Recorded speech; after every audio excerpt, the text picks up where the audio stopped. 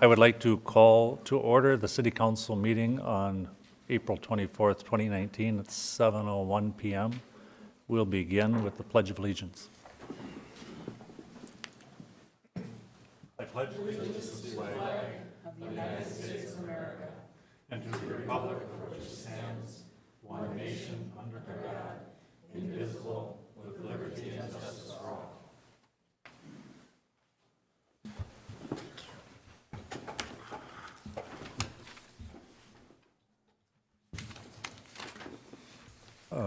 First thing we'll do is I would like a motion to approve the consent agenda, please, with the exclusion of number 3, the approval of the 12/12 City Council meeting minutes. So moved. Second. All those in favor? Aye. Anyone opposed? Motion carries. Now we're down to letter C, the presentation from the Planning Commission. Is there anyone here from the Planning Commission? And if so, would you approach the council, please?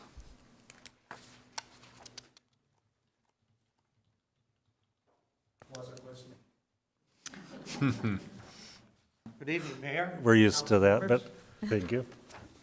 As you know, we had a busy week last week, as you had a busy week this week. For the record, this is Ron Hanegraaff, is the liaison tonight. Go ahead. Thank you, Mayor. Like I said, we had a busy week last week. We had 2 public hearings going on, and I'll start off with the first one we had. But first of all, I'd like to thank the council members that showed up at our meeting. We had 4 of you there, so this might be a repeat of what we heard. But we conducted 2 public hearings that night, first being the Gronquist edition, a preliminary and final plat application. Representing the applicant was Wilkerson and Hegna Law Firm. Representing the owner was Bev Gronquist, wife of Carl Gronquist, the owner. The applicants are purchasing 7.44 acres of the 10 acres plus that Gronquist's property. The applicant is purchasing the property as an investment and has no plans at this time on developing the 7.44 acres. The applicant does not want to hook up to city utilities on the 7.44 acres at this time, and the Gronquist homestead of 3+ acres will be hooked up to the city utilities later this year. For what it's worth, the applicant did note that they had a first option agreement with the Gronquists should they decide to sell the remaining 3 acres. The applicant also noted that it's possible if the Gronquists should sell the remaining 3+ acres, they may combine the 2 lots at a future date. So at this point, all it is a land sale with no future on what they're going to do with it at this time. Okay. If everybody looks at the screen, Highway 23 or 97 is on the left-hand side, right up there. And this is down near the Holiday Station, a little bit west of the Holiday Station. The only issue that they had was with the county and the driveways, being that the 7.44 acres had a gravel driveway there, but it's not our issue. I guess it's the issue of the county if that property develops. And back to the sewers and water, I gather they don't have to hook up until the development, whatever they decide to do with the property. And that's correct, Elizabeth? The homestead will have to connect to utilities as there's mandatory connection this year, so they would be required to hook up. The second lot, because it's not being developed, it doesn't necessarily have to hook up to utilities because there's nothing there. My only question is for the city engineer, and is it customary that when you subdivide land, because I don't know how many stubs were here, but is it customary when you subdivide land that the developer bears the cost of the extra stub into the property? Correct. There's only 1 sewer and 1 water service for the entire parcel. So for the larger number 2 parcel, they would have to provide at their cost sewer and water services. And water is on their side of the road, but sewer is on the other side of Lake Drive. So my recommendation then, and including all of the conditions that the city engineer had, was that we would have a developer's agreement with both landowners, Bill? Would it be both the current owner and the new owner? Yeah, the development agreement would run with the subdivision, which is both parcels. And it would spell out the timing of connection to the services, the responsibility for continuing the service to the other lot, and those details. So noted. And that was our issue that night, that we wanted to add on to that number 7. But anyway, the commission voted unanimously on approving the final plat application on that issue. So would someone like to make a motion? Can I just ask a question? I'm not Oh, exactly sure, sure I'm where sorry. this is. Is this in the commercial district with a house in it? Yes. Yes, it is. It's up. You're coming out of the horse track, Yeah. take a right at the lights. The first one is Peterson Properties. This is the next one? Second one, This yes. is the next one. There's kind of a cream-colored house. There's a fence and a gate. Right on So 23. it's in commercial, so it would have to stay, I mean, if they bought the other piece, they couldn't use it, sell it as a house or, Elizabeth? The Lot 1, in this particular subdivision, Lot 1, Block 1 does have a home on it, and so right now it has a commercial zoning, but there's a residential use on it. The second lot is vacant, so they would not be able to build a home. It could only be used for commercial purposes. At this time, they're asking for the house to remain, and because of that, they have to meet current rules, which means they have to hook up to sewer and water, and so it's mandatory, so they will do that. There is a mistake or an error in the planning report under the zoning. It is commercial retail zoning, it's not rural residential zoning. In the commercial district, we allow lots to be reduced to 1/2 acre. So what they're proposing here at 3 acres would be allowed because of that. Again, they're also required to hook up to sewer and water because their lot is less than 5 acres. I guess my question is if they decide, if lot number 2 guy buys lot number 1, is he gonna be allowed to keep the house there because it's commercial? Or and he's got a stub into it, so that's kind of like, The way we've treated all the other properties is, as long as the property owner wants to maintain a residential use, we did not give them a termination date for that use, because right now it's considered, either it's legal nonconforming or it's considered a permitted use. I think when we drafted this language originally, as far as uses, and I don't know what the new council will do with the land use, what we indicated was existing homes were going to be considered a permitted use if they were established prior to 2003.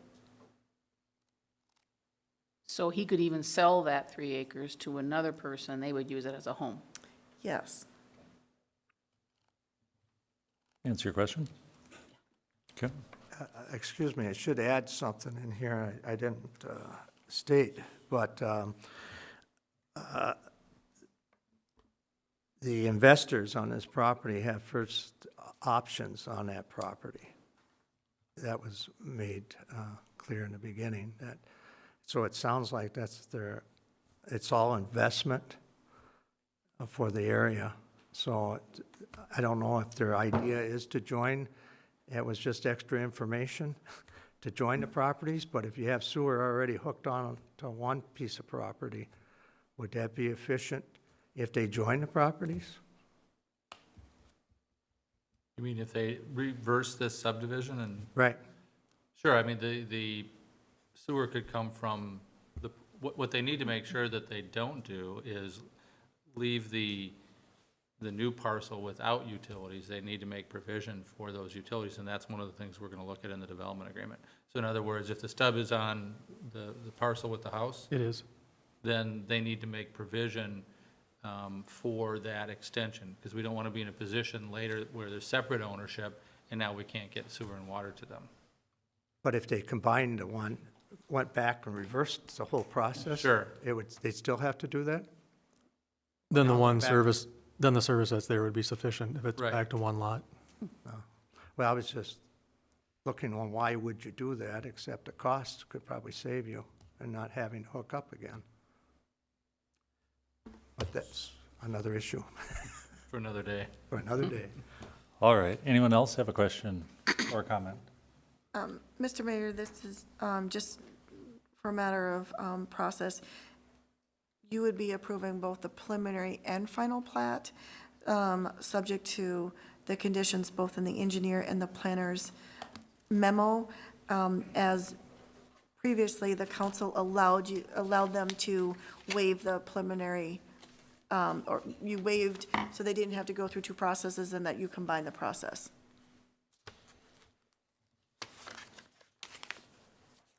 Did somebody write that down, or should we have Elizabeth repeat it? Or just say so moved? I think you can just, it's covered in the motion that's written there on the agenda. It says both preliminary and final. Okay, who would like to make the motion? Make a motion to approve the preliminary and final plat with the conditions noted, the recommendations. The conditions of the engineer and planner. Conditions of the engineer. And that includes the development agreement? And it includes the planning commission's number 7 of a developer's agreement. Okay, Is there a second? Second. Any additional discussion? If not, I'll call for a vote. Those in favor? Aye. Anyone opposed? Motion carries. Thank you. Well, now we go on to the public hearing we had on the Northeast Quadrant preliminary and final plat application, along with JAM's PUD and CUP and Hy-V site plan. Representing the applicant for Hy-V was Phil Hoey. Representing the applicant for JAM was Thomas Palmquist. This public hearing was different in that we were dealing with several applications and requests which were tied together with the Northeast Quadrant. The Northeast Quadrant preliminary and final plat application, the JAM planned unit development, the conditional use permit, and the Hy-V site plan review. Since these applications are so intermixed, we discussed them one as a whole area, jumping from the Hy-V site plan review to the planned unit development. There were minor concerns about the development, such as sidewalks and people crossing Hornsby Avenue, should a motel or apartment be developed in the area. But as noted by Thomas Palmquist of JAM, this is a preliminary plan, and that they will be back before the city as this planned unit development project moves along. In reference to TKDA report dated April 17, 2009, concerning the JAM application for CUP and the planned unit development, the commission and the applicants were confused about item 7. And I gather that's been cleared up. It has. In your agenda packet tonight, you just had an agenda, and on the very flip side, you'll have a memo from our city attorney, and he has redrafted the conditions. So And I can cover that after Mr. Hanegraaff's report. Keep going. Well, on the number 7, we reviewed it and we discussed it with Elizabeth. In regards to the JAM application and the Hy-V application, the commission was comfortable with the whole overview of their plans. Each application was voted on, and all of them were unanimously approved and moved on to the council for your review. I'd like to also note, and going back to the other open hearing, we had nobody at either hearing step up with any comments from the public. So both of them were just, Thank you. okay? Any Right. questions? Anyone? I think we were all at your meeting. I have. But I we- just have one more statement. I'd like to say that it's great that you got Ben. I think it'll be a lot of help for us in the planning commission because we were a little confused that night, as 4 of you probably understand. And that's, I think we're on the right road. So thank you very much. Thank you. It was kind of a lot of 3 big deals going on that night. So it was complicated, and I think Ben will help. Elizabeth, I think you'll help. Yeah, I think, it'll Well, be we'll a have a great plus. contact person. So far, so good. He's had his first 2 days, so, Oh, great. oh, he's still with us then? He was at 5 o'clock, we'll see. He hasn't been frightened off. Yeah. So, Bill, would you like to clarify your rewrite next? Yes, thank you, Mr. Mayor. And then I'll just have a few additional comments, if that's okay. Yep. Starting with condition number 6, if you just put a circle around design guidelines and park fees, those two terms were added to make clear that the development agreement will include those issues, and the developer's aware of that. In 7, here's the issue that's been coming up now in a couple projects. In old language, we talk about operating the property in accordance with the terms and conditions, and really, the development agreement and the development approvals is a development based criteria, and so we don't control operations as long as they comply with the city code. We don't control that by the PUD and design guidelines. So we swapped out the word operated for developed. And so that you see that in the rewrite, that it's, the property will be developed in accordance with the terms and conditions. That's something that was raised, I think, with another PUD last fall. We changed it in that condition, it just didn't get changed here. So hopefully in the next iteration of a PUD, you won't see that correction necessary, but we're really focusing on development, not operations. Because in Columbus, you've been fairly light-handed in terms of regulating businesses in their operations, as long as it's not a nuisance and so forth. So those are the two changes. One was requested by the developer and the other was requested by staff. Both have been reviewed with the developer. And so I'll just pause to see if there's any questions. Anyone? Then the only other comment I wanted to provide is because there is a little bit of confusion about how this works with this project, because it's a PUD with several phases. We haven't had a phased PUD other than on the residential side. So the way it's going to work is the PUD will cover the entire 22 acres. And then when the next project comes in, there will be an amendment of the PUD that will incorporate that site plan into the PUD. Would you please, for anybody who may not know for sure, PUD stands for Planned Unit Development. Yes. Which means what? What is that? Sure. We approve, in the city of Columbus, it's set up that a planned unit development is approved through approval of a conditional use permit. And I won't go into the long history on why that is, but just take it on face value. So we have a conditional use permit that approves the planned unit development. The planned unit development sits over the entire property and allows for certain flexibility in the normal requirements for development. And that's, ideally, that's to come up with a better plan. It's not just to give the developer kind of a free pass to draw the plan any way they want. It's to, move buildings closer to the street or provide for amenities, to preserve wetlands, whatever the case may be. The flexibility is to end up with a better plan, presumably, than the plan that would have been a standard plan. And so in their application, the developer asked for what we call deviations from the strict compliance with those setbacks. That prevents them from, or that avoids the need to go through and have a variance here and a variance there and a variance here, and then justify all those variances through practical difficulty or hardship. So when you approve this tonight, or if you approve this tonight, you will be approving it with those deviations that they called out. We will then take those deviations, incorporate them along with the conditions of approval into the development agreement. That development agreement, unlike the PUD, the development agreement will just sit on the Hy-Vee parcel, because that's the project that was taken through to final site plan approval. And so if it's approved tonight, the development agreement will sit on the Hy-Vee parcel. It'll incorporate those deviations, and so the next developer that comes through with a project will have to make a similar request.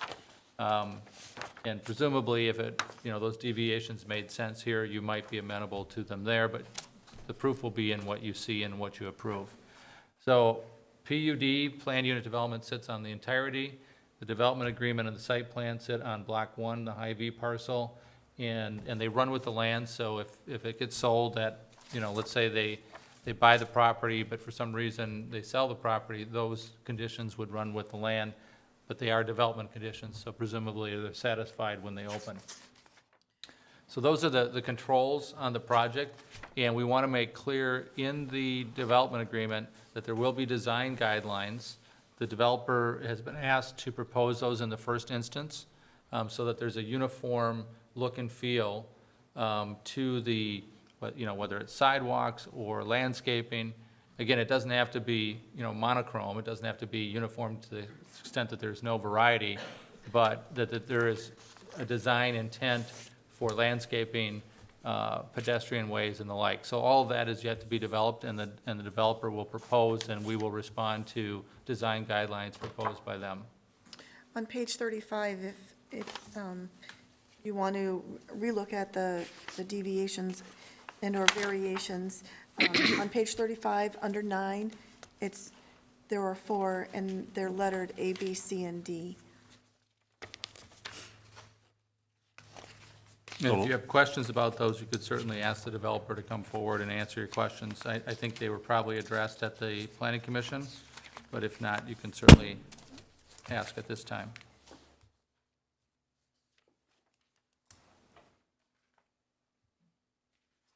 I don't really have any questions from them. I have a question for you, because I don't understand why we have, 30 feet and 12 feet and 5 feet, when they said it was going to reduce, maneuvering areas and stuff like that, 5 feet from the property line.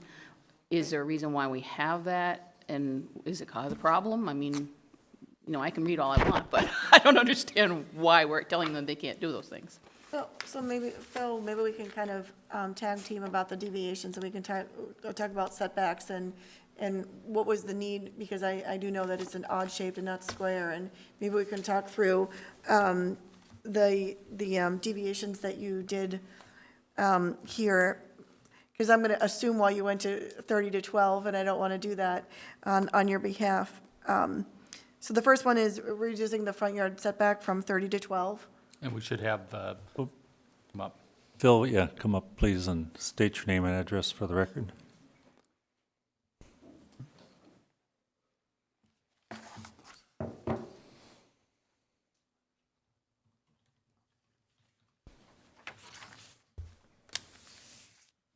Good evening, Phil Hoy, 2960 320th Street West, Northfield, Minnesota.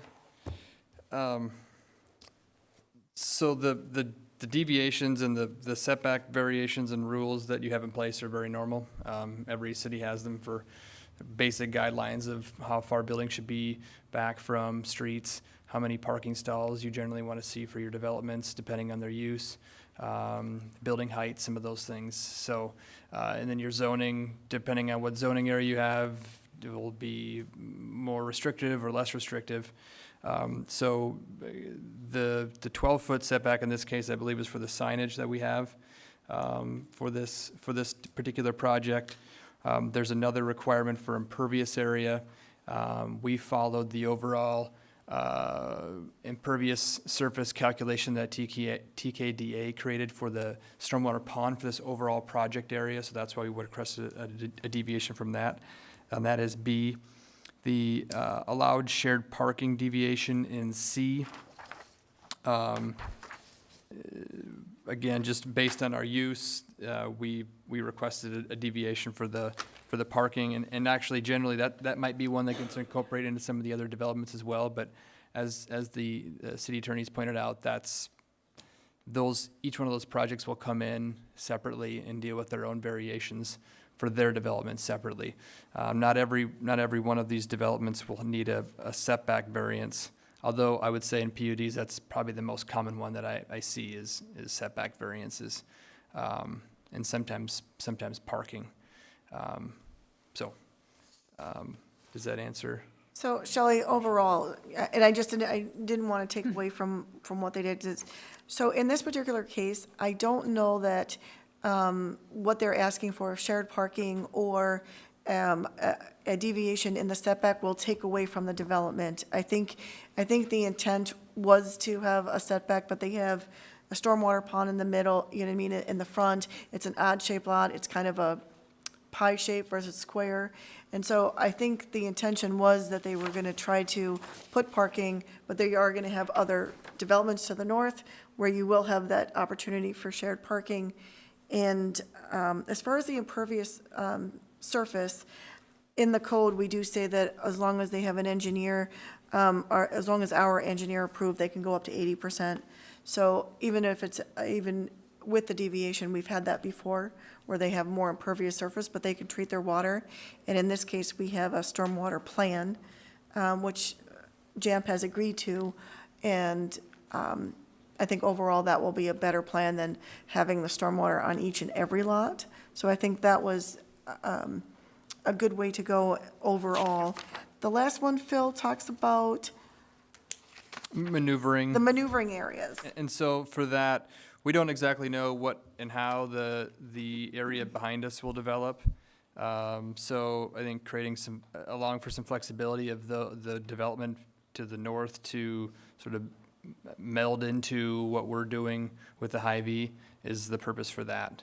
And we will work with city staff, or continue to work with city staff on any of the additional comments that existed on the staff report related to easement areas and whether it's the back of the building is really the one that's somewhat problematic, but we have flexibility and a little bit of time to come back and make a small tweak, because I think the final plat will actually come back on May 8th.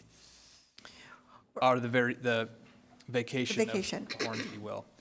And so, but yeah, the maneuvering language, just to allow some flexibility with whatever could happen adjacent to us, so that it really becomes that the development and design of the overall development really meshes well together. I think I understand that comment to mean that you might share maneuvering on either side of that property line. So by reducing that, it allows you to use the land more efficiently. Is that, That's a better way to say it, yes. I'm just Thank you. trying Yep, to understand that. exactly. Okay. Yep. We have worked with the developer, and we have asked him to try and make the development walkable. And in other words, that it progressively goes from one store to another, and that if you, whether you're a pedestrian or a car, one would lead to the other. And I think that this is one way that they're able to do that, because I think we've all been in shopping centers where you think you're going to the right place and then you can't get there, because there's, parking lot doesn't work there, or there's a boundary, or you have to go all the way around or something. And we've talked about this, and we do want it to be walkable and drivable, so everyone can get to all the shopping areas on one or the other side of the road. Does that answer your questions? Yep. No? All right. Can I ask a question too? But this is really for Bill, and it's more from my understanding. So I understand we have the PUD and the CUP that are kind of these umbrella documents, and then as each business comes in, they'll be under a developer's agreement. Does the developer's agreement transfer with a land like a CUP? It does, So all the condition, I mean, it's basically handled just like a CUP? yes. Okay, thank you. With one exception, so the conditional use permit will run with the land as long as the use exists, or no interruptions from longer than 1 year. The developer's agreement, however, I've had in cases where when property transfers, they ask for a release. And I have seen that the developer will ask for a release of conditions, or they ask for, and I forget when we did it, Bill, when we released some because they requested some that were already completed. That's correct, and that goes back to the comment on condition 7. Primarily, the development agreement is focused on development, but these design guidelines, which will have life beyond, the day they open, we will make sure that those survive, because those benefit and protect each property. Right, okay. So the design guidelines will have to live beyond the agreement, Okay. the opening date. Okay. A certificate of completion, is that what it was? I think it was. So if there's no other discussion, so we make 3 separate motions? Yes. Yes. So who wants to start on the first motion? for the Northeast Quad preliminary and final plat approval.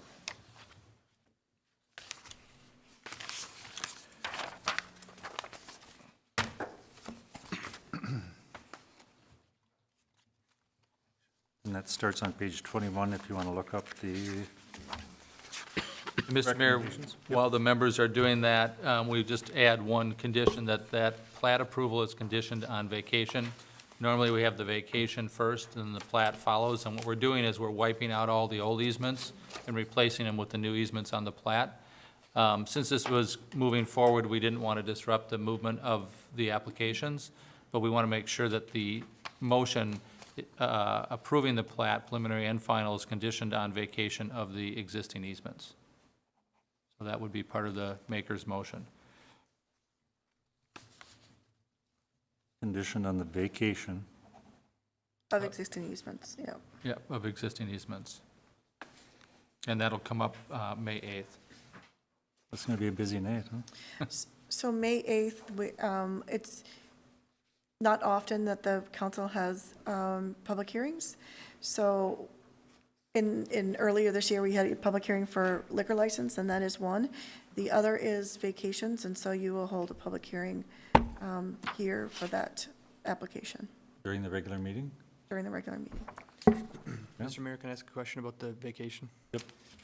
Are you vacating both the right-of-way and any utility easements that exist in Old Hornsby? In this case, there were no drainage utility easements associated with the old Hornsby, so we won't be vacating any drainage utility easements. Is there are there power lines? We don't control the power lines. We can't vacate power line easements. Is there a separate easement that exists for those power lines? That is not being vacated as part of this process, however? Yeah, we don't have Yes. authority over the power lines. But they are running new utilities along 97, and they'll be vacating those as part of the Hornsby realignment, I understand. Which? The power lines Yeah, that would go underground. the only utilities, public utilities currently are the sewer and water along the north side of 97, but the overhead power lines in existing Hornsby will be relocating to the new Hornsby alignment. And my understanding, Dennis, is all of our utilities, future utilities that we were going to, it was going to be within the right-of-way. That's why there weren't any other DU easements on existing Hornsby. But in 97, I think we already have existing drainage utility easements. Correct, which are shown on the proposed plat. Answer your question? Yep. All right. I'll make Anybody else have anything more to add before we start a motion? Ready? All right, I'll All try. right.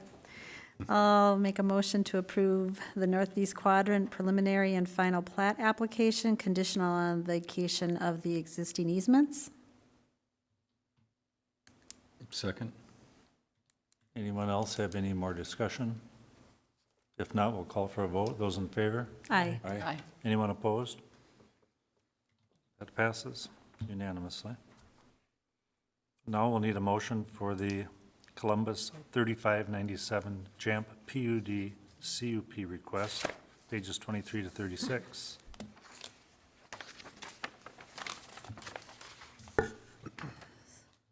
Finding the facts are on page 27 and 28. So in this particular case, you would also have to include the memo from our attorney, which is on A1, because the conditions were rewritten for the conditional use permit PUD.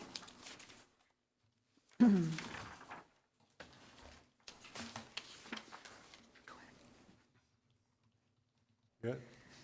Well, I was giving Jeff the eye, inviting was- him to do it. All right, go for it, Jeff. No, I didn't want to do it. I can't read it. See Columbus, make a motion to approve the Columbus 3597 JAMP PUD CUP request, including A1 and conditions and findings noted From the planner and engineer. from the planner and engineer. Second. Any discussion from anyone?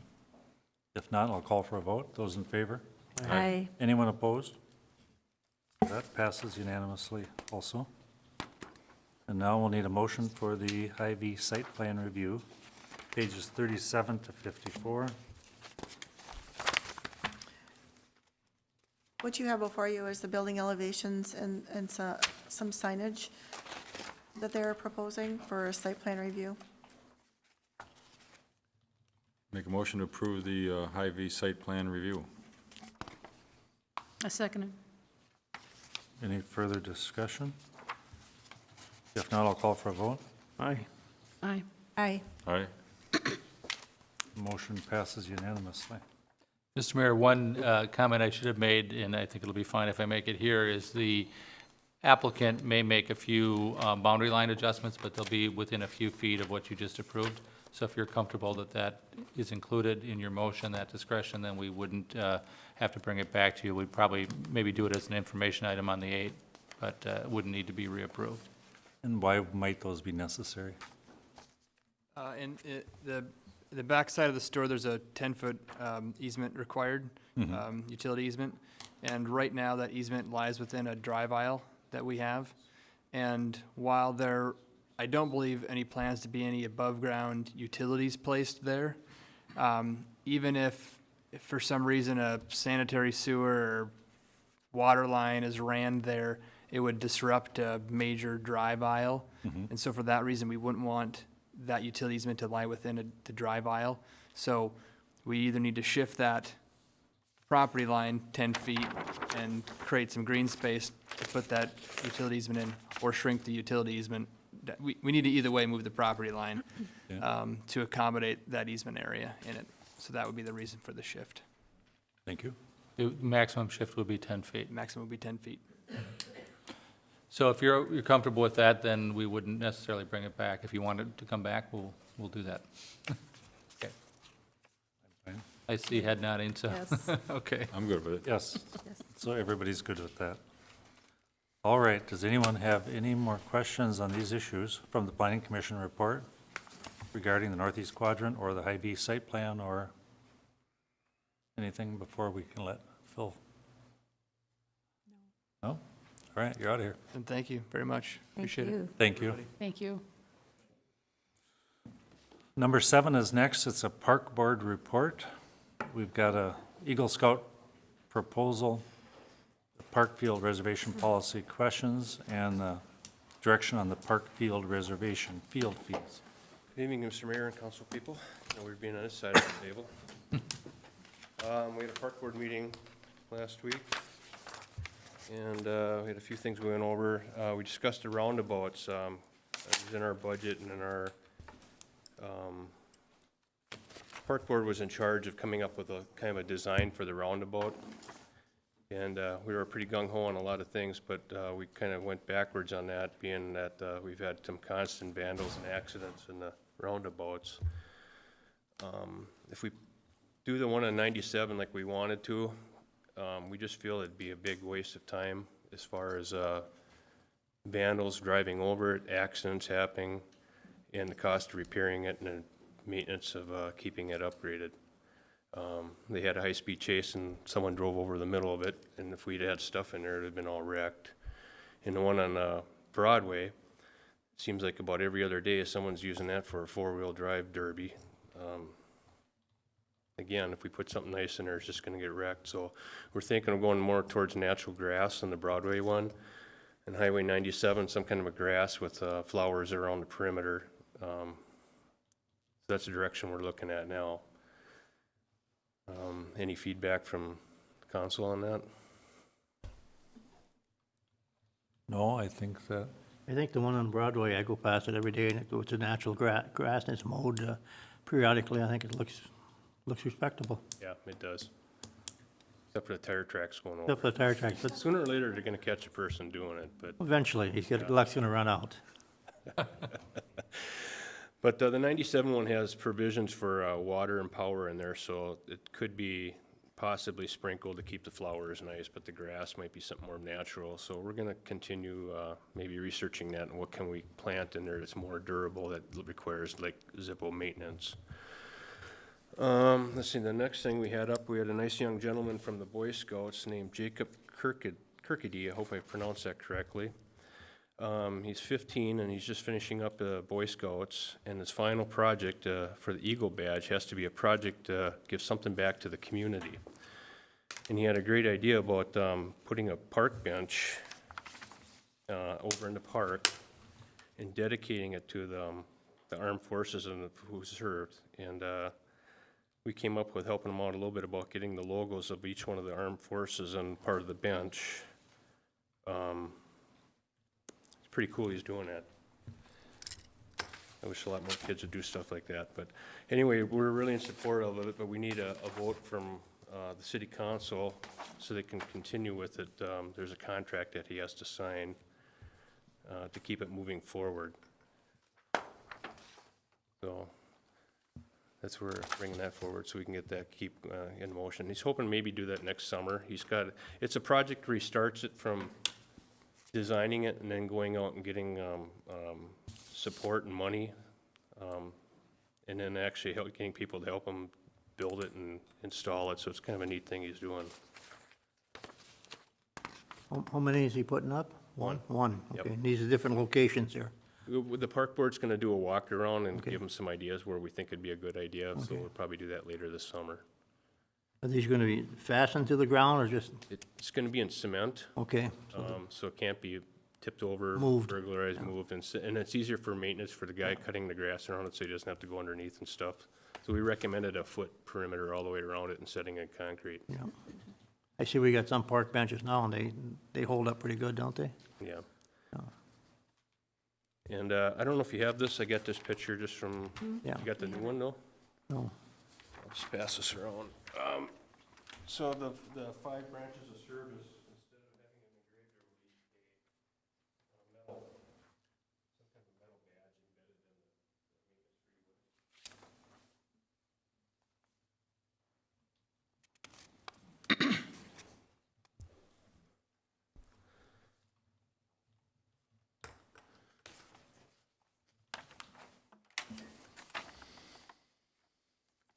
Who's going to be the adult supervisor? Pardon me? Who's going to be the His adult? parents. Okay. They came to the meeting and presented themselves very well, and they're very involved in the whole project. So at the end, we talked about maybe have some kind of a dedication. We thought would be a good thing, you know. But that'd be coming up in the paper, maybe photographs, and be good for him too. So we need a motion? Yeah. Can we make a motion to have Jake, can't pronounce his last name, to continue on with the park bench for the Eagle Scout Award, or Eagle Scout Merit Badge? Is there a second? All those in favor? Aye. Anyone opposed? All right. So just for your information,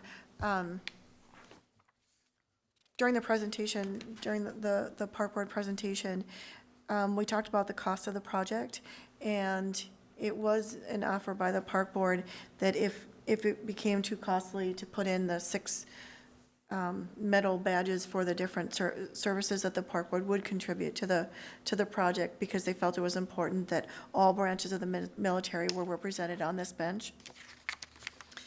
And so, and then in addition to that,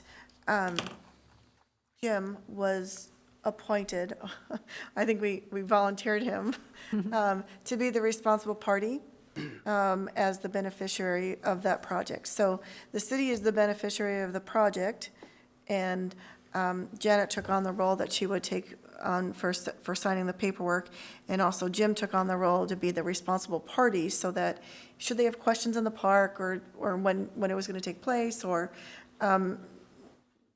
I don't know, for a variety of different reasons, that he would be the contact person when they actually did the project. And do you agree to your appointment? I did. Very good. Happily. All right, let's move on to the park field reservation policy. All right, in the past, the city had received park field reservations on a first-come, first-served basis. And poor Lori got bombarded at about 7:30, 8 o'clock in the morning with everybody running at the door to come get all their reservations, even though they didn't have necessary games planned out. They just wanted the spots, and it was very chaotic. So they figured it'd be probably a little bit better to have a more guidelines, shall we say, it's more fair for everybody. So the policy guidelines, the city will accept walk-in, mailed-in, or emailed park reservations applications no later than the second Monday, 4 p.m. in January each year for the same season. Number 2, all park reservation applications received deadline as stated above will reviewed and given park field destinations by the park board at their first meeting in January. Number 3, the park board will be reviewing reservation forms, distributing the field using what criteria, giving on the design, designated games and priority of field use over practice. And the deputy clerk will provide invoice and calendar established to fields reserved by the applicants. And number 5, after the park board determines the initial fee use calendar, any park field reservations will be preceded by deputy clerk based on field availability. So it makes your life a little easier, and it's a little more fair for other people, so it's just one person can't come in and just gobble up all the fields. And so by the end of that day, is the whole year booked out generally? It had been in the past. Okay. There was a potential that one entity could come in, book all the fields for all 6 months, and then no one else would be able to get a field. And that was the unfairness of the first come, first serve process. Yep, I can understand that. Why is field 1 only girls? I don't get that. The other 2 were, both. Is it the mount height? Or Fence, left field fence, or no fence, but left field, how far is See what that? I'm saying? The boys and the girls can be on everybody Yeah. else, but the girls can only get field 1. Isn't that far out here to the road? Hmm. So you hit a ball out there. Yeah. So would someone like to make a motion, please? to- Policy number 19XX, is that, we need a policy number? 01. 01? Like to make a motion for policy 1901, for update on field reservation policy. Second. Any other discussion? If not, all those in favor? Aye. Anyone opposed? All right, it passes unanimously. And our next item is the direction of the park field reservation on field fees. Okay, I got one more thing for you. Sorry to interrupt. We had an informal vote, 3-2. We have not increased park board, or the park field fees in over 8 years. We felt, 3 of us felt that, there should be a fee increase, not a whole lot, but, everything is going up in this world, cost of doing everything, and that has not gone up at all. So before we start getting too crazy about, pulling up what goes to what and what we're making money on, I wanted to get kind of an informal feel from the city council if it's worth to pursue this anymore, if we have the backing or not the backing from the city council to determine if we should increase the fees or not. So it's just kind of getting a feel for what you want on that. I've always thought they're too little, and I expressed that feeling a few times. I don't know where else is thinking. Shelley, have you got an opinion? I don't even know what the fees are, so I can't really talk. What are the fees? No? Anybody? $15 per field. Sounds pretty cheap to me. Per game, right? Or, No, No. the whole night. Yeah. 4 hours. okay, $15 for 4 hours. We wouldn't be raising it extra, a whole lot, but it's been over 8 years, and, the cost of maintaining the fields has gone up, I mean, it's a service to the community, we all understand that, but, there's a reason all of them 4 or 5 organizations come and want these fields, because they're immaculate. My kids played ball, I traveled all over the area, and these are some of the nicest fields there are, and there's a reason for it. We paid a nice service, and our people do a good job keeping them up. So I don't think it's out of line to have a small increase, but, So what do you have in mind for an increase from Well- 15 to 20? We haven't picked a number yet, we just want to feel if we have the support from the city council. If we don't, we're not going to address it. We're not going to waste Elizabeth's time or anybody else's. We just want to know if we have some support. If we don't, we're going to drop it. If we do, then we'll come back with a fee increase for what we feel it should be for the next year, not this year. Yeah. Anything? Yeah, Denny? Yes, increase.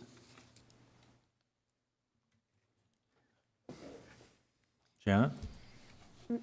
I was one of them that said I didn't think it was necessary to address because we didn't, the gap between what it costs and what these fees cover is pretty wide, so it's not like we're trying to break even, and I didn't actually understand what the purpose of the increase would be. So it's not that I'm opposed to it, I just didn't have a sense of what we were trying to accomplish by increasing the fees, or even how we would decide how much it would be, because the gap between what it costs and what we bring in isn't even known. And I think there was one other attendee there that I think felt that it was fairly pricey for their kids to participate in these,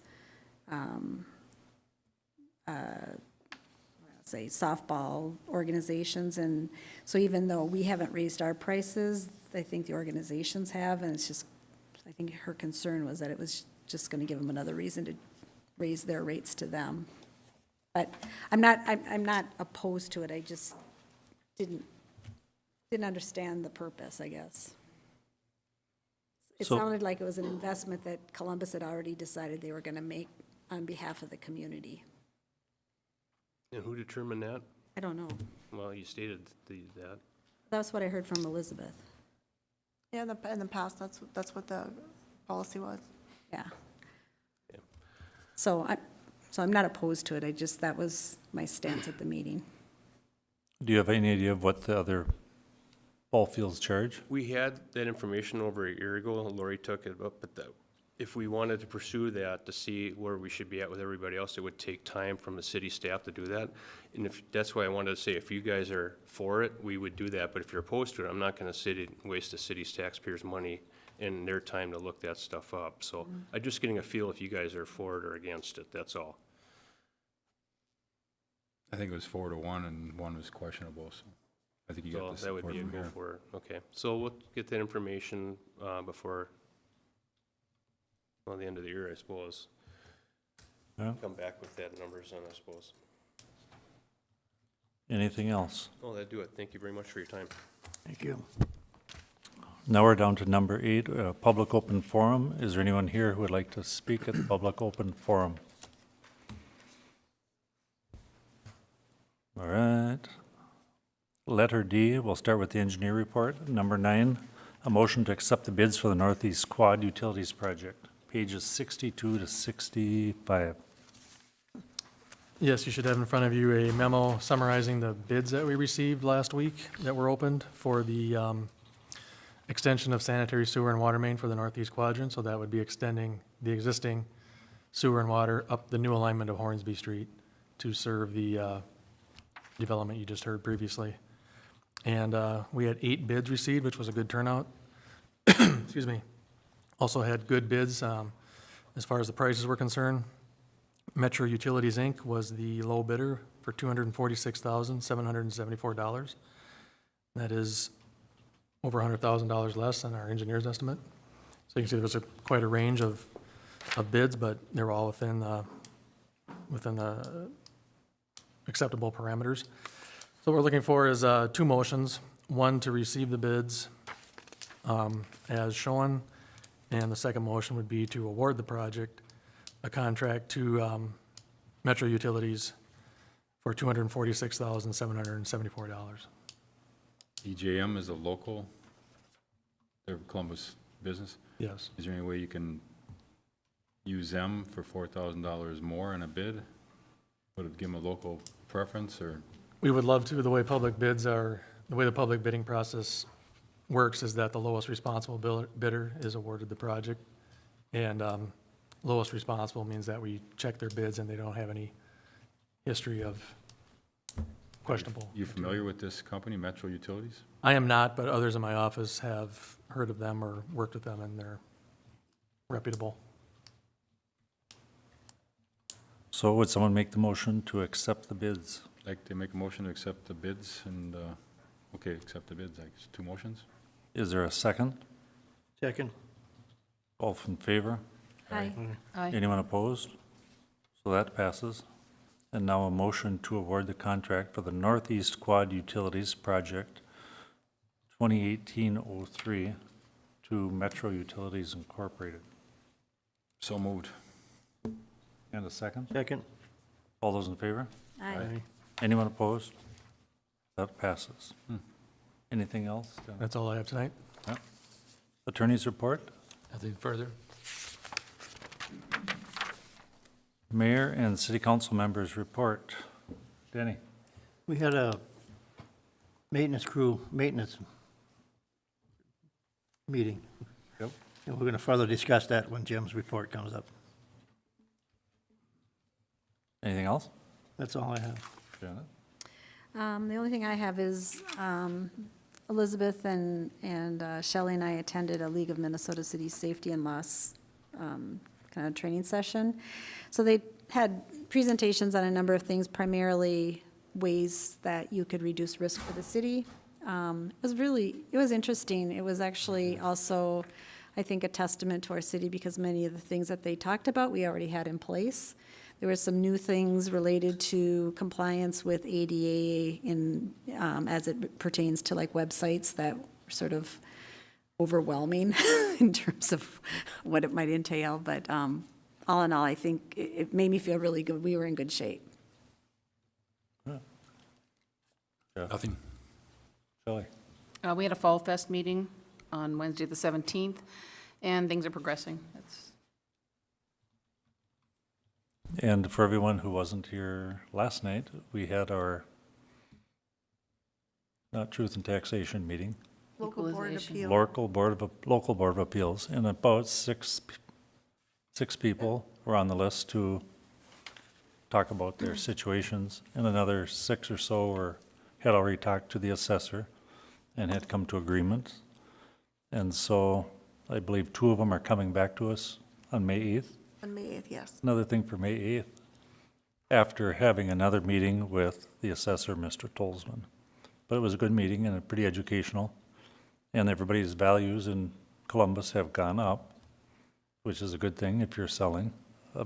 Not so good if your taxes follow and go up with it also. But just because the value of your property goes up doesn't mean your taxes are going up, unless you're elected officials. Go crazy. But anyway, it was a good meeting. And so, now we'll have an update on the Public Works Advisory Board report.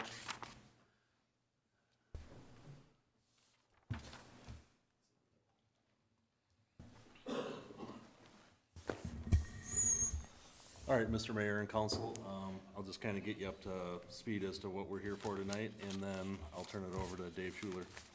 So a handful of meetings ago, I was asked to bring the percentage plan back to the Public Works Advisory Board and talk about asphalt percentage. So, right now it's at 51% or simple majority, and I was asked to bring back to see if they were willing to do some other number than that. So with that, I'll let Dave talk. Good evening, Mr. Mayor and Council. For you, those of you who haven't met, Dave Schuler, Chair of the Public Works Advisory Board. Little history, going back a couple city councils back, people would bring in a petition or ask about what percentage you really need to get your street paved. And the answer was, we'd like to see a good majority. Well, what percentage is that? Well, 3/4, 75% would be good, but, maybe 2/3, good, strong majority. And so on one project, it'd be 75%, next project, it'd be 2/3. And I was at a city council meeting one evening, and somebody got a little disgusted with it, and they said, come on, what is the amount? And the mayor at that time said, well, we have, our Public Works Advisory Board for things like this, so he tasked us with coming up with an amount. And so we looked at it, and we looked at what had been done in the past, and at some times, it was up around 80%, 75%. But what kind of struck several of us was the minority was in control of it. So if 25 or 30% said no, it didn't matter if 70% wanted it, if you follow where I'm going with this. So several of us felt that it wasn't equal ground. Votes weren't worth, if you were in favor, your vote was worth less than somebody that was against it. And so what we came up with, oh, and one other point was, when they'd send the ballots out, if you didn't want it, you just threw your ballot away.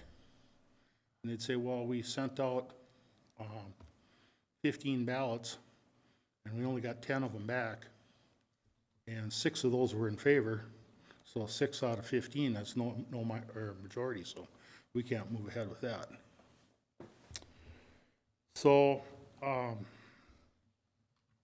we discussed it at pretty great length at one of our meetings, and what we came back with was a simple majority of the people that return their ballots. Okay? No more throwing your ballot away is a no vote. If you don't want to vote, that's fine, that's your right. You don't have to vote. Not everybody votes in a city election. Okay? It's your prerogative. But if you don't vote, it doesn't make it a no vote.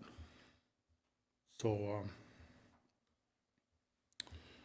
that's what we came up with, anyway, simple majority of the ballots returned. Now, I've heard this number bandied around, 51%. We never mentioned a percentage. We never said 51%. It'd be very tough to get 51%. Not many of our projects have 100 houses on where you'd get 51 yes votes. And also by setting a set percentage, it's easy if you say, well, I gotta have 60%. Well, if you have 10 properties and simple majority, it'd be 6 out of 10, you got 60%. That's fine and good. But what if you have 11 properties? 6 is over half, but it's not 60%. It's only 54%. So now you have to have pretty much get a 2/3 vote to get 60%. And as you go up to 70%, it gets more and more difficult. Again, that's why we went with simple majority of the ballots returned. And if 51% seems low, well, it is, but we never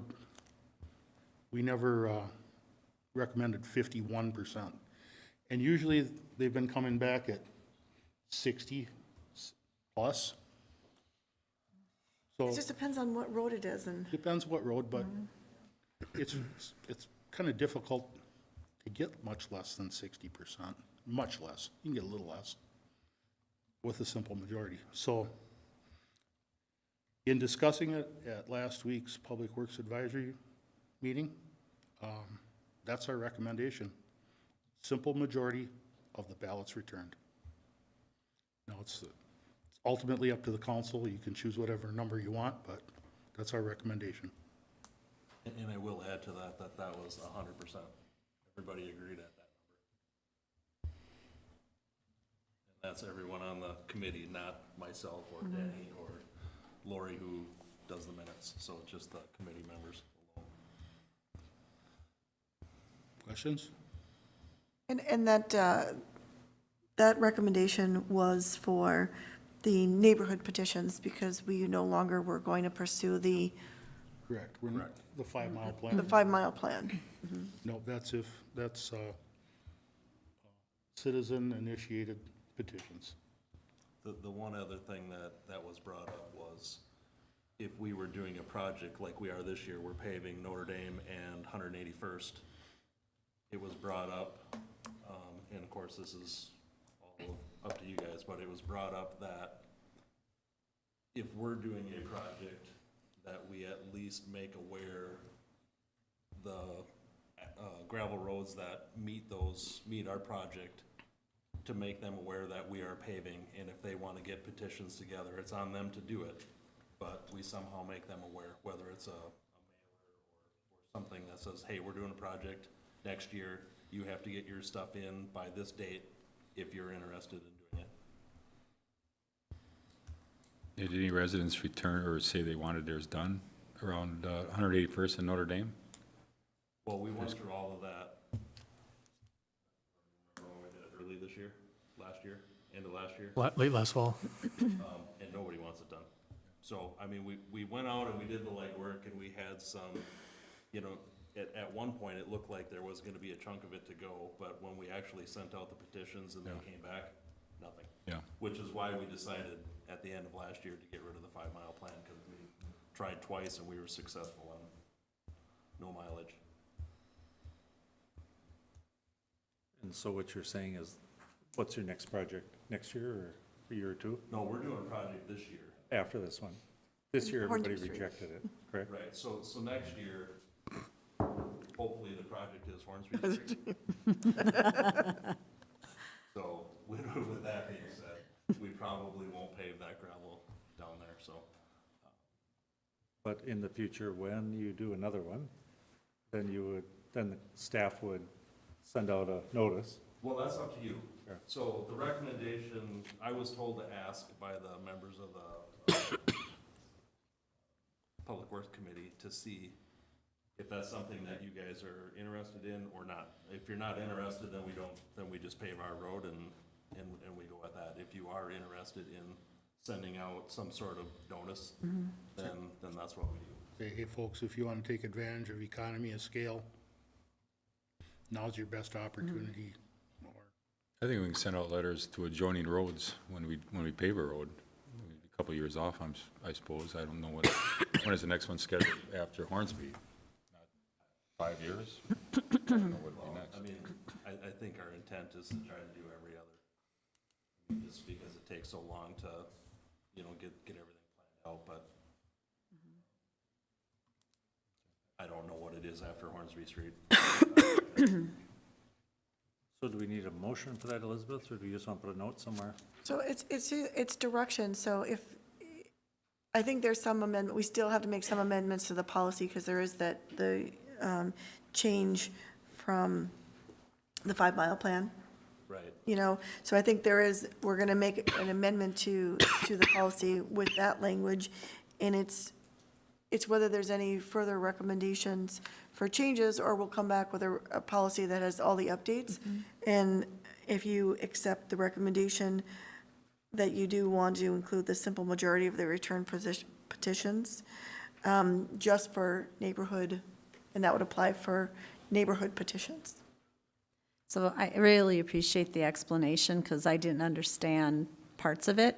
I think my concern, and I was one of the people that wanted to understand this better, was that when the neighborhood petitions are done, and, you know, and the neighborhood is somewhat split, it's a pretty good chunk of change for people to take on. So the 51%, which was my understanding, felt like it wasn't a high enough bar to ask people who really didn't want it to be paying thousands of dollars, especially for a road that was, you know, maybe it was in okay condition, but, but people wanted it paved because they didn't like the dust or whatever. So the explanation that you provided makes me feel better about that. I still would like to see a higher bar, but I'm not exactly sure how to define that in a way that makes sense. I mean, as you said, if you have 10 and 6 say yes, you're at 60% already, so, yeah. And if you start requiring 70, 80%, those projects are gonna be unobtainable. Well, You- it worked, were we at that, Shelley, when our roads, wasn't ours at 75%? I think they were. I mean, don't we know, might- because I was the last holdout. As I was saying earlier, if you have 10 properties and 6 Yeah. in favor, that's 60, okay. Yeah, Well then, but if you're gonna hold it at 60%, then 6 at if there's 11 properties won't do it, you have to have 7. Right, no, you're right, And I if get you get up that. to like 12, well, you actually pretty much need 3/4. Because anything less than that, you're not gonna make the percentage. Right, It's, and the vast majority of these are small numbers. I mean, it's not like there's 50 Right. people voting, so I agree. So I feel better about that now that I understand it. And I also didn't understand that the no-shows were not contributing to the denominator. again, simple majority, not 51%. Yep, Council has the final say on it. If we don't want to do it, we can turn it down no matter what the percentage is. So we're not taking advantage of anybody, we didn't force anybody to do it. And I sat through a lot of roads after they got done, and they come for the final judgment, and nobody ever said, everybody said, why don't you do this before? They really improve it once the roads get improved 100% once they get it in. I don't know if you guys live on gravel or tar. well, we were on gravel, and now we are on tar. I'm on a county road, so I don't have to worry about it. Yeah. Well, the problem is that it speaks to the fact of whether we want to stay rural or not. I know we're not all farms, but the problem is that there are a lot of those people that are off on those offshoots that said to me when I was going around door to door, I don't want my road paved. I came out here because I have my kids and I don't want people going 50 miles an hour down the road and that type of thing. And, do we want to stay Columbus and maybe not 50% dirt and pavement, but, not leap into it. I'm glad we're not going to do the 5 mile, whatever plan. I'm really happy about that. But I do think that it should be more, first of all, I don't understand why we don't know why everybody on the road, what their position is. I mean, I went door to door. I could find out, what I mean, what everybody wants on that road. So to say that people threw it away or whatever, I think there has to be more community involvement. They come in and they argue about it and, they find out what they want to do. I really have a hard time saying, somebody on the road, something happened on our road where somebody came in and they really wanted that road paved. And, none of us have stabilizer bars or anything like that left, because of the dirt road. But she, really pushed on it and she was gone, like within 2 years. I'm like, really? And now I just paid off the road, 2 years ago. So it's frustrating because I think it's, we go, oh yeah, it's just $10,000, but it's not just $10,000 for some of the people that I talk to. People who are, young man that I talked to that was like a mechanic, and he said, I brought my family out here and I really wanted to enjoy, the country. I brought my kids out here so they could play in the yard and, not feel like there's traffic and all that sort of thing. He says, please don't pave my road. So I just really feel it should be more than just, first of all, I don't like the idea that people aren't voting, but second of all, I really think it has to be more than, half the people. With the policy we got now at 50, we'll have a simple majority, then people can come in and they can say, if the road, somebody had a petition to their road to be done, they can come in and say their piece, if they want it done or not. Right, so the guy comes in, the mechanic comes in, and he says his piece, and then Well, and then- 50% of the people or half the people say, and so he gets it paved. Well, yeah, but he's not the majority. Council's ultimate But decision. no, that is your decision. So if 100% of the people came in and said, we want our road paved, and you guys thought for some odd reason that it shouldn't be, you don't have to pave it. So I mean, it ultimately is on you, and is your decision to do it either way. So it could come in, one person could say, I wanna pave it, and 9 say no, and you could deem that it's a high-maintenance road, costs us a fair amount of money, we wanna pave it and pave it. So the simple majority basically is to get the petition into the office to do the legwork on. It doesn't have to go anywhere.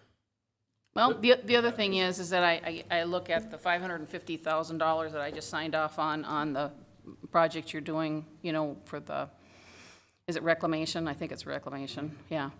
And I haven't seen any reports of what that's gonna be. You said it was like it'll last 30 years and everything. Okay, so if we take every road in Columbus and we're gonna do that say every 30 years, or maybe it's not gonna be every 30 years, maybe it's gonna be less. Like in her division, I believe the road was laid thinner than it was on Furman. because it was a developer or something, is that right? Yeah, because we're seeing a lot more damage on that road, and they're a lot, you know, they're not that much older than us as far as the road. Our area is much older. But I just feel like, you know, is this something that's sustainable in Columbus? Do we, you know, if all the roads are paved and we have to keep, and Elizabeth keeps telling me the asphalt prices are going up, and we look at Humber, you know, I'm just saying, I don't want to make it that easy for people to you know, say that they want pavement. And, you know, you can say that you can come to the council and we can say yes, yay, nay, whatever, but is that really something that has been done in the past? I mean, have they really made a decision, yes or no, or? I have a couple points I'd like to mention. if I Sure. could.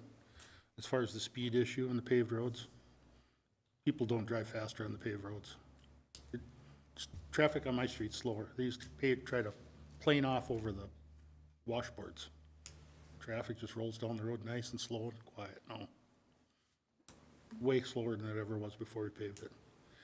Now, secondly, what people told you when you went to door, I took a petition around our neighborhood several times, and I had at least one person tell me, I don't want to sign the petition, but I'll go along with what everybody else wants to do.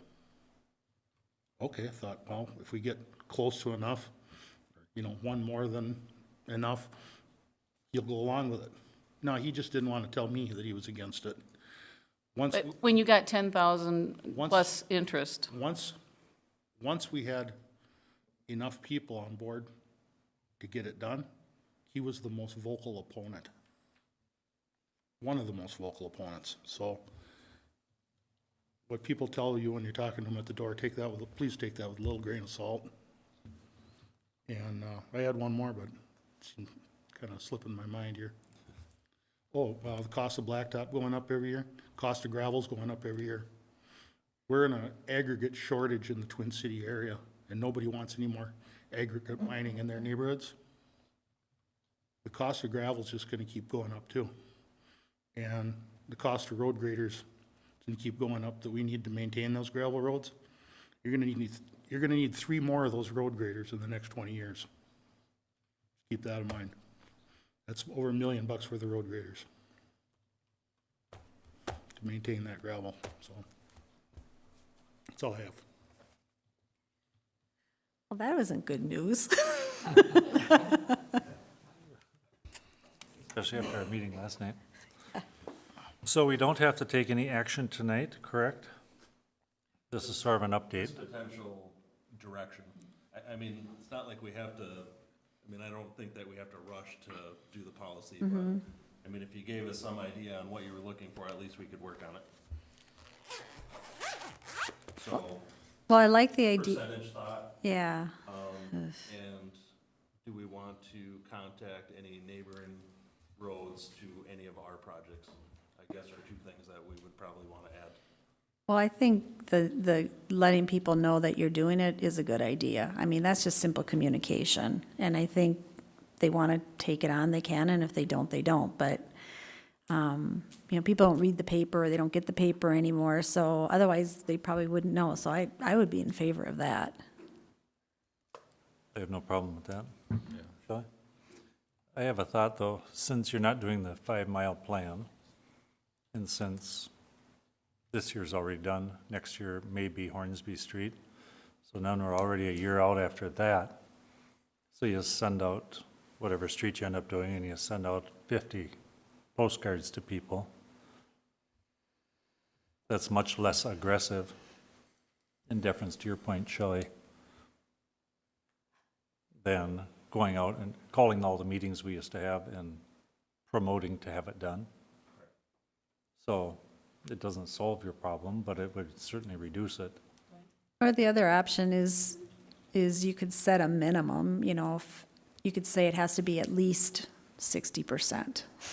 Or, I mean, some number higher, so that depending on how many are voting, you know that it's gonna be at least a certain number. I cautioned against that. As I mentioned, that's a moving target, Yeah, but it would just be a minimum, so, but there's some number of properties, you can't hit that minimum without going considerably over it in order to do it. No, I know, I if would you have say- small numbers. I would say approximately 60% or approximately 70, however it best works out. Because if you have to go almost 80% to get 70%, now you're going back to the minority controls the project again. And I think people's votes should be all equal. Just the same as the last city election we had. Everybody's vote's equal.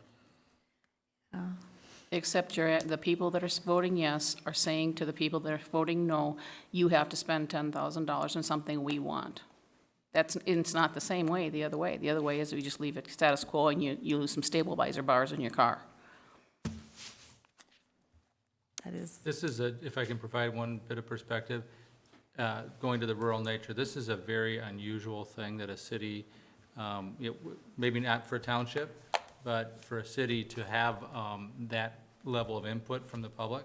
So the fact that whether it's 50% or 60 or whatever the number is, the fact that you don't do a road based upon petition is fairly unusual for an incorporated city. So if it gives you any comfort, you already give deference to your citizens by saying, if at least 50% is, not voting yes, we're not gonna do a project. Most cities just say, here's the schedule, like the 5-mile plan.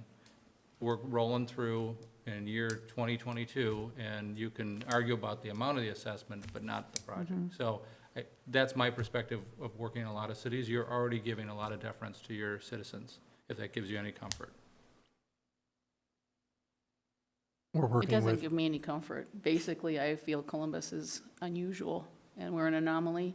And I've already been told by people that have discussed, some of the problems that we're dealing with, that, the 5-acre limit is something that is really unusual now, and that goes along with the roads and the rural. It's up to this council. It's not, I just wanted to provide some I perspective. appreciate it. Yeah.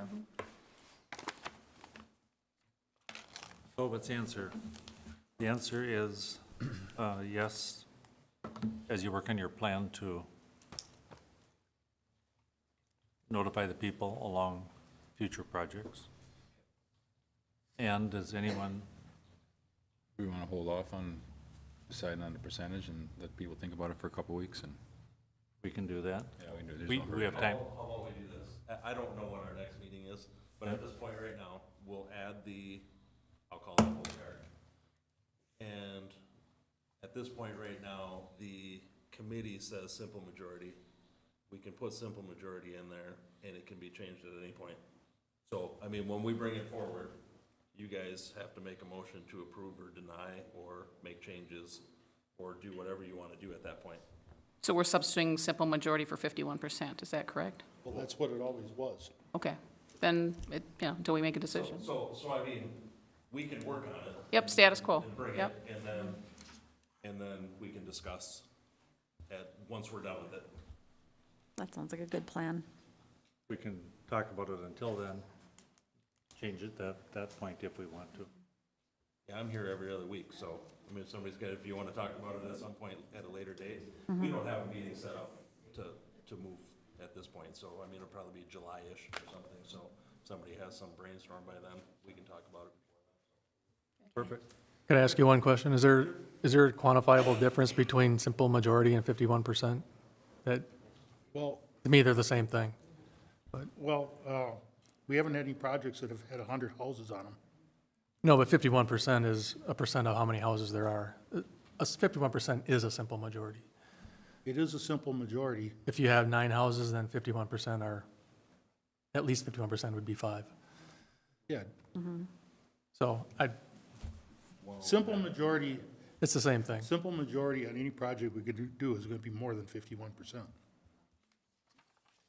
But 51% is the minimum. It's I however you want to look at Yeah. it, but all I'm saying is, the Public Works Advisory Board never recommended 51%. That's somebody else's words. That was the city council. Okay. That was the council, At the not time. Okay. Public Works, Okay, thanks. right? Anything else? I'm good? No? All right, thank you, men. Thank you for the clarification. Elizabeth, City Administrator's report? I have no report. Nothing? Nothing. Well, All right, You skip- then, you skip don't think I- Jessica. oh, Jessica, No report. well, I didn't have time for a report. I had 4 agendas, 4 meetings this week. but we made it, almost. Oh, you made it. So we're down to letter E, announcements and reminders. The city council workshop is 5/22, so it's a month away, from 4 to 6 PM. The planning commission is on the 1st of May at 7 PM.